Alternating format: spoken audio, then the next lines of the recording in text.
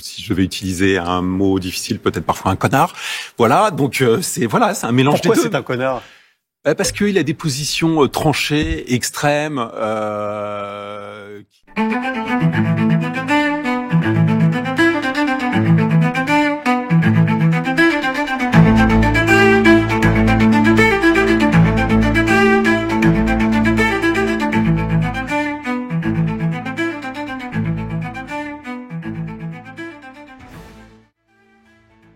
Mais c'est un peu comme Mediapart qui est créé grâce à un proxénète qui s'appelle Xavier Niel. Ancien proxénète. Attendez, il a été condamné pour blanchissement. C'est une décision judiciaire définitive pour blanchiment d'activités liées au proxénétisme parce qu'il avait des sex shops qui employaient des prostituées et qu'il allait chercher l'argent en liquide tous les vendredis et tous les premiers vendredis du mois pour aller financer ses autres activités. Donc, l'Obs est en grande difficulté financière. Son tirage hebdomadaire s'effondre. Les pertes sont estimées à 10 millions d'euros. Son propriétaire, Claude Perdriel, roi des sanibroyeurs et soutien historique de François Mitterrand, va alors amener au capital les 3 actionnaires du groupe Le Monde. Xavier Niel, patron de Free et gendre de Bernard Arnault. Pierre Berger, un baron du luxe éminence grise du Parti Socialiste. Et Mathieu Pigasse, le banquier d'affaires cool de chez Lazare. Voilà, le marécage, ça bouillonne, ça réagit entre les journalistes, les artistes gauchistes, les artistes boomers, et puis toute la mafia qui suit, quoi, tout ce réseau qui soit financier, artistique, et qui tient le pouvoir, parce que ces gens-là sont intelligents, ils ont réussi, si vous voulez, à prendre le pouvoir depuis Mitterrand. Et c'est la gauche, quoi. C'est la gauche caviar, c'est toute cette gauche qui a réussi, à travers un progressisme affiché, s'infiltrer et dans tous les réseaux où ils ont pu justement tirer un bénéfice concret, c'est-à-dire qu'ils se sont enrichis, c'est une force financière, et c'est une forme de propagande, puisqu'ils ont beaucoup de journaux, ils ont beaucoup de médias, ils ont tous les médias officiels actuellement, quasiment tous, et ça leur permet de dérouler leur plan. Un plan de propagande qui, évidemment, est contre la France, l'identité française, les valeurs traditionnelles, enfin contre ce à quoi nous tenons. Et donc, c'est un instrument de conquête des esprits, parce qu'ils ont réussi à contaminer en France énormément d'esprits, grâce à toute cette propagande qu'ils ont insufflée à travers les médias qu'ils possèdent. Ils ont des réseaux qui leur permettent de financer des lobbies. Ils ont eu aussi l'appui de certaines forces états-uniennes qui, sous les démocrates, ont financé des ONG qui sont aussi dans le même style que ces gens-là. Bref, il y a une forme de coordination mondiale dont ces gens-là faisaient partie, qui d'une certaine manière, sont glauques. Ce sont des gens qui sont glauques parce que on retrouve des liens parfois avec la pédocriminalité, on retrouve des liens avec du blanchiment d'argent, avec la drogue. Regardez Mimi Marchand, qui est liée à Niel, et Niel qui est marié avec la fille de Bernard Arnault, 7e fortune mondiale. Vous voyez, ces gens-là sont extrêmement puissants.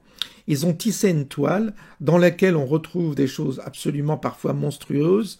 On soupçonne qu'il y a derrière ces forces-là, derrière ces individus-là, des forces très très négatives. Et donc, c'est pour ça qu'actuellement, en dénigrant Most, en fait, on voit qu'il y a un danger. On voit que ce monde-là est un peu paniqué, parce qu'il va y avoir des révélations qui vont être terribles. Des révélations concernant leurs mœurs, concernant l'emploi de leurs argents, les paradis fiscaux et tout ce que vous voulez. Ça va aller certainement loin, parce que Trump et Most sont déterminés à nettoyer le marécage, et ça va sentir mauvais, évidemment. Et ces gens-là, évidemment, sont dans l'outrance et n'utilisent pas des termes qui conviendraient dans des usages convenables entre hommes je dirais, entre hommes bien éduqués. Ce sont des voyous, donc ils ont une terminologie de voyous, et c'est là qu'on voit justement la grande révélation qui nous apparaît aujourd'hui, c'est que ces gens-là sont réellement des voyous. C'est de la mafia, qu'est-ce que vous voulez? Et donc, et c'est pour ça que tous ceux qui qui sont là. Oui, Trump, tu comprends, Elon Musk, tu comprends, eux aussi, ils veulent il y a des gens qui restent dans la suspicion, mais moi j'ai envie de leur dire, écoutez, il y a qu'un signe qui est valable, c'est le juge de paix, c'est tous les ennemis. Tous ces gens-là, quand vous voyez leur réaction, ça ne peut nous donner que confiance envers Trump et Musk. Ça veut dire, s'ils en ont peur, c'est que c'est une bonne chose. Donc moi, ça m'engage à faire plutôt confiance à Elon Musk et Trump quand j'entends ces gens réagir de cette manière-là. Quand j'entends Agnel pourriture par rapport à ce qu'il a fait autrefois concernant justement une accusation de proxénétisme, eh bien quand je vois ça, je me dis finalement Elon Musk, tous ces gens-là, finalement je commence à leur faire vraiment confiance et à estimer que c'est une relève salutaire pour notre planète, parce que cette mafia, il faut bien à un moment donné la dézinguer, l'attaquer et donc la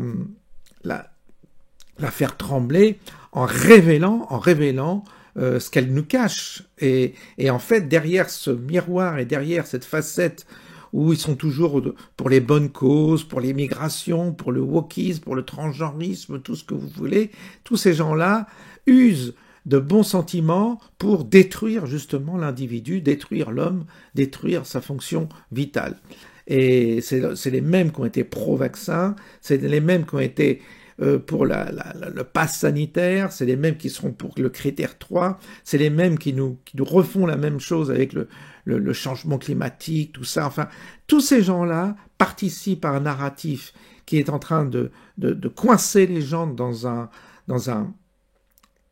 une forme de protocole carcéral, et c'est ça qu'il faut casser absolument, c'est ça qu'il faut arriver à détruire.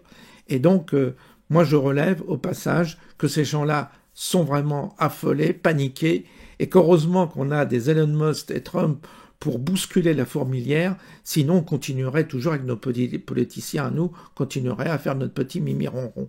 Il faut bousculer tout ce monde, c'est la véritable révolution salutaire qui est en train de se passer, et on ne peut que s'en réjouir. Bonne journée à tous et à bientôt.